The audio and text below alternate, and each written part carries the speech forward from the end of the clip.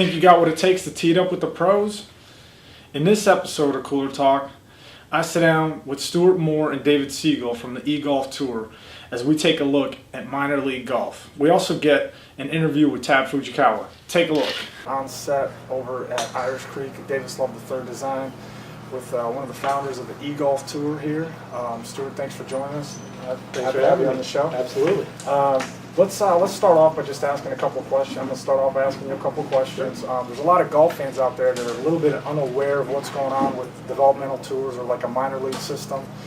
Stuart's going to kind of take us really quick into that world and how, what it is like for these players, these young players who want to emerge on the PGA Tour. Talk a little bit about that, Stewart. Yeah, well, essentially golf is a very unique sport in that there is no draft coming out of college. Essentially, when you come out of college, regardless whether or not you played at a high Division I level, Division II, Division III, you have to earn your way to the PGA Tour.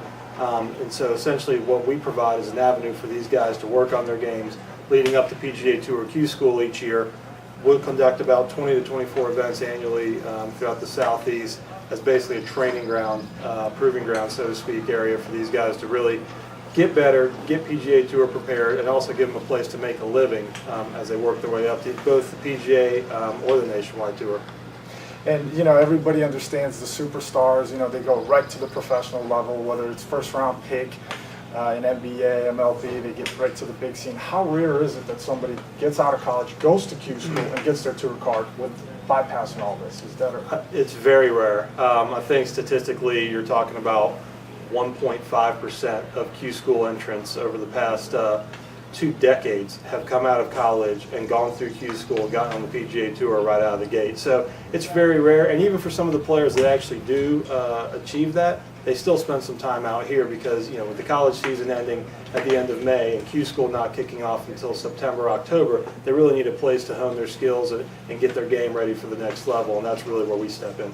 And I think another important thing to note is you got people in the NFL talking about once you get there, it's hard to stay there. How hard is it to stay in the PGA Tour? Because you do get a lot of guys that get their card. How hard is it to keep your card? Well, it's very tough. For people who don't know, basically, as it stands right now, the PGA Tour, the top 125 players on the money list at the end of each year keep their card for the following season. Numbers 126 through 150 have some form of conditional status where they'll get some starts the following year, and then everyone from 151 onward has very low conditional status, if any at all. So it is really tough to stay out there. Once you get there, you really have to win and start accumulating money.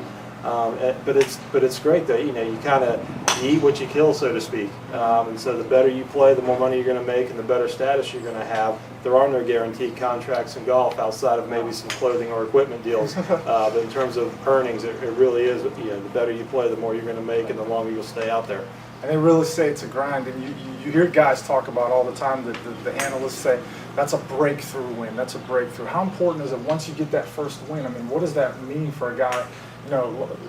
Keegan Bradley would be an extreme win in the PGA Championship, but how big is that one win on tour? What does that do for you? Yeah, Keegan Bradley is a great example. He played out here as well. First and foremost, you get a 2-year exemption on the PGA Tour. And it kind of could go whew. Right, and keep in mind too, it's a calendar year exemption. So if you win a tournament, let's say in March of 2012, well, your 2 years exemption on the PGA Tour doesn't kick in until 2013. So you get the rest of 2012, 2013, 2014. So aside from the great $1 million check and all the benefits that come with it, you get job security for at least 2 years, which is huge because then you can start to manipulate your own schedule out on tour. You're not just trying to pick up starts wherever you can. You've got status. You don't necessarily have to play every single week. You've obviously got a lot more money in your checking account. So I think it allows a young player, three-footers to go in a lot easier, right? Oh, absolutely, absolutely. You got a little more money in the bank, and if you miss the cut, you're not scraping by looking for another start. So I think it frees those guys up a little bit to maybe achieve some of the great potential they all have. And maybe even as they're out there feel a little bit more relaxed, more confident. I'm going to try this shot, I'm going to go for this, because they're not sitting there, well, how am I going to pay my rent? Right. Which kind of leads me to the next question. Mark Wilson was quoted as saying, and he was a journeyman for a while, he said, enjoy the journey. I mean, that's probably easier said than done, right? Yeah, it really is. Some of these guys travel, in their older car. Yeah. They buddy up, they partner up, they stay in hotels. I mean, absolutely. It's a grind. It is tough. It's very expensive too. If you look at the upper echelon of developmental tour golf, which I think, we're at the pinnacle of that. It can cost anywhere from $30,000 to $40,000 a year to compete out here. When you start to factor in entry fees, travel, gas, hotels, food, all the stuff that goes along with it. Plus, PGA Tour charges $4,500 a year for Q School. That factors in there. So it is really tough, and it can be really hard to enjoy it, enjoying the ride, as you say, just because it's so stressful financially. But the other side of the rainbow, there certainly is a pot of gold in this industry if you make it out to the PGA Tour. So I think as a former player myself, when you do get in the desk job and get out in corporate America, so to speak, you do reflect on your years on the developmental tours as great ones. But while you're in the middle of them, it is hard sometimes to smile. That pot of gold is certainly what a lot of the players out here are after. Inside Cabarrus Country Club, hosting an e-golf event. I'm here with David Siegel to talk to us. You want to create a school where you just graduate players. You don't want people hanging around here. You want people to move forward. Yeah, our job, that's kind of what makes this job bittersweet, is that the more successful that we are, the more clients that we lose, basically. For us, the most successful thing we can do is take a guy coming out of college, get him ready in 1 year to go to Q School, be successful at Q School, get his PGA Tour card, and then stay on the PGA Tour and not end up back here. We talked with Stewart about the difficulties that is to make it through these, and talk about, like we said, the pot of gold at the end. And the success rates, of course, are low, and it's very challenging. It doesn't just happen where you go on. I mean, it's very rare that you see a Justin Leonard or a Tiger Woods or a Phil. You just propel yourself onto the big scene. This is a school. It's like a training ground.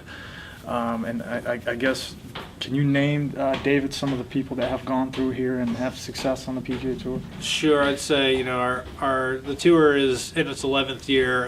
The first year that we ran in 2002, our tour champion was Steve Marino, who's been on the PGA Tour for 5 or 6 years now. A lot of people think he's the best player on tour, not to have won yet. Yeah. He's a really good player. He's a guy that came here straight out of college. And then you've got kind of the other end of the spectrum, Tom Gillis. Played at the PGA Tour, Europe, Asia, everywhere, lost status all over the world, ended up on our tour for a year and really got his game back, and then ended up on the PGA Tour the next year, and he's played really well, just finished second down in Florida. And then more recently, Brian Harmon. Shot the course record at the champion course? Yep, he's played our tour for the last 2 years. He's up there. Jason Kokrak won our money list 2 years ago, finished second last year.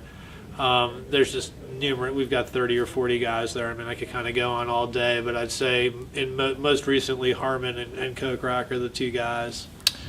And there it is, folks. And keep in mind, I mean, if you guys out there know players that are great players, if you're a great player among yourselves and you seek getting in there through the stage and possibly getting a shot at Q School, you could always register. And David, you guys essentially take the top tier guys and you pay for their Q School. Is that right? Yeah, the top 20 members on our money list. PGA Tour qualifying school. The entry fee is $4,500.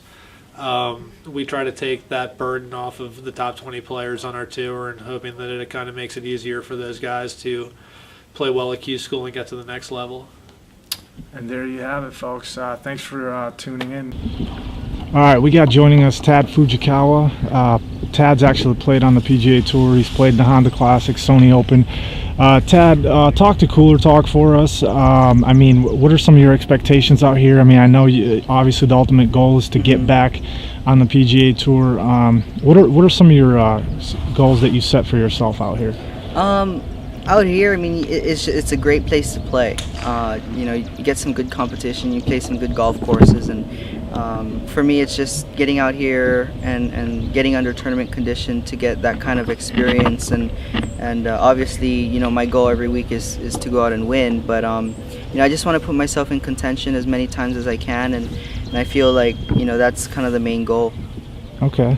How'd you hit him out there today? I hit it good. Don't ask me how I putted, but that's kind of the way golf is, though. You hit it good, and then you putt bad, and then you putt good, and you hit it bad. So a lot of times it's kind of trying to match that up, and when you do, then it's going to be good. But today wasn't that great on the greens. I shot one over, and probably should have shot 68, 67. So.